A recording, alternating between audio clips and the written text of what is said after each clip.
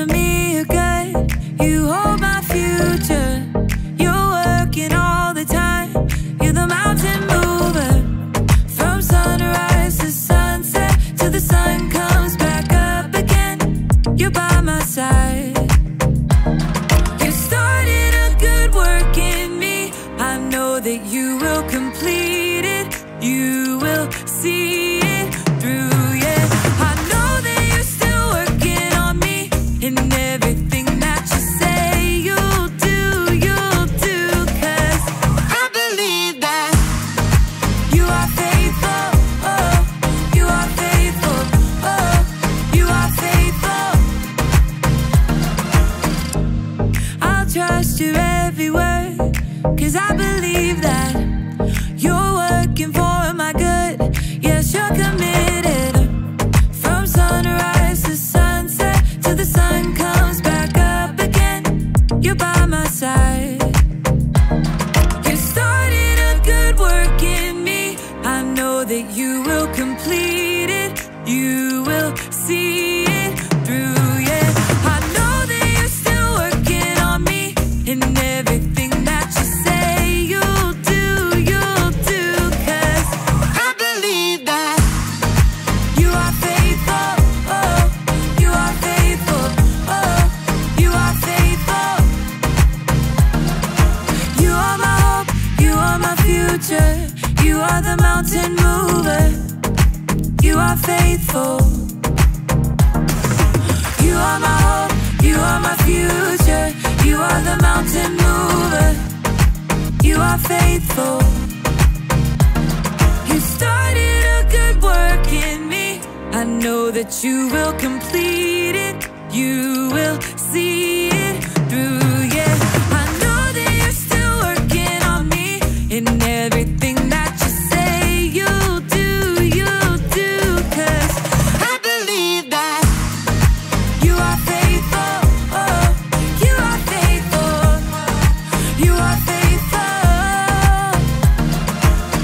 oh, you are faithful, oh, you are faithful, oh, you are faithful.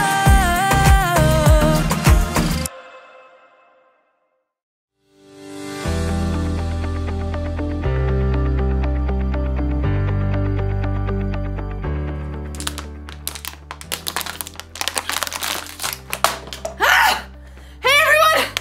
I'm Erica, and I just ran a 5K race this afternoon! I didn't win, but I also didn't give up. I made it all the way to the finish line, so it's time to celebrate! Yeah! Oh man, I have been training all month for this race, so it has taken a lot of commitment. Commitment is making a plan and putting it into practice. I made a plan, and I practiced a lot.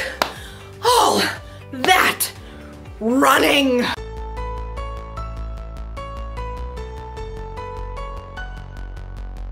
And strength training. And even training my brain. For a month, it's like training has been my life. Like, I thought about this race constantly. When I decided what to eat, oh, when I chose how to spend my time,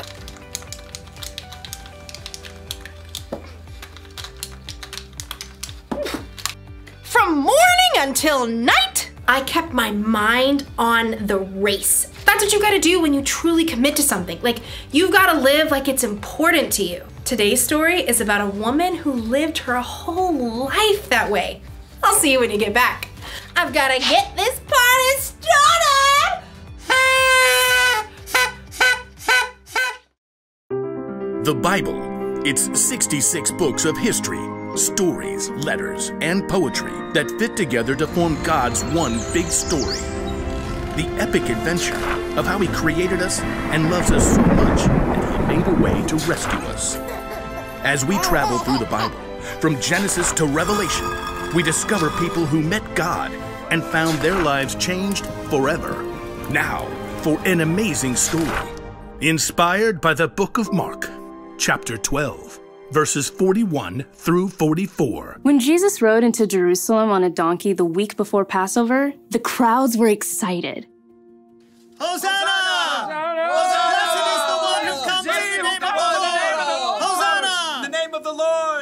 But the religious leaders were not. He's turning the world upside down. We'll have to fix that, won't we? All week, the religious leaders sent men to try trapping Jesus with trick questions. Teacher, is it right to pay taxes to Caesar? Every time, Jesus gave a wise answer that caught them off guard. Give back to Caesar what belongs to Caesar, and give back to God what belongs to God. Jesus knew the religious leaders were so puffed up with pride, they didn't want people to listen to anyone else. Jesus even warned the crowds about them. Watch out for the teachers of the law. They love to have the most important seats. They take over the houses of widows. They say long prayers to show off. One afternoon, Jesus and his disciples visited the temple. They sat down to rest for a moment across from the box where people came to put money they offered to God. Perhaps the disciples, mostly poor fishermen themselves, were impressed by the rich men giving gifts. Check out his robes. I think they actually might be silk. Jesus watched the rich men dropping handfuls of gold coins into the box. He knew that, like the religious leaders, they were proud to show how important they were. Check this out, world. Money, money, money. Always sunny in a rich man's world. Even though these wealthy men were giving impressive amounts of money, Jesus knew they had so much, this was easy for them. Simply a drop in the bucket. Huh. She looks a little out of place. The next person in line clearly wasn't wealthy. In fact, her patched robe showed she didn't have an extra cent to spare. A widow, probably. At that time, if a woman's husband died, she had no way to earn money and often had to live on next to nothing. 2 pennies? How's that gonna help anyone? Jesus was watching the woman too, but he saw something different, something more. Come over here, all of you. The disciples gathered around Jesus. What I'm about to tell you is true. That poor widow has put more into the offering box than all the others. Jesus' friends tried to sort it out. Excuse me, pennies versus gold? You couldn't buy an order of fish nuggets with that. Jesus knew what his disciples were thinking. The others all gave a lot because they are rich, but she gave even though she is poor. She put in everything she had. That was all she had to live on. Oh.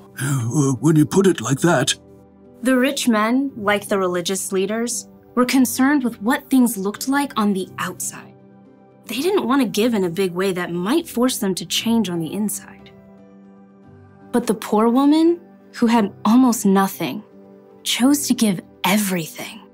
And Jesus saw her heart and knew that her pennies were worth far more than the rich man's gold.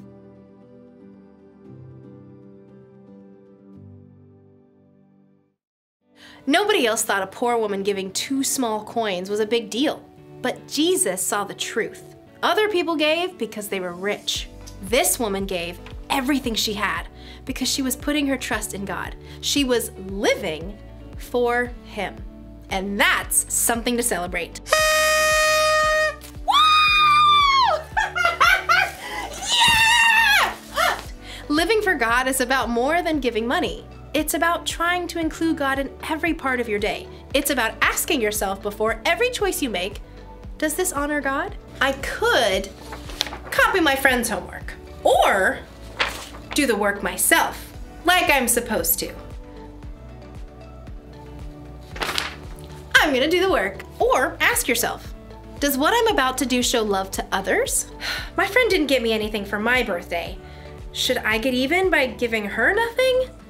Or should I forgive her? Well, I did already wrap it. She's gonna love it. If you ask yourself those questions, it'll help keep your mind on God.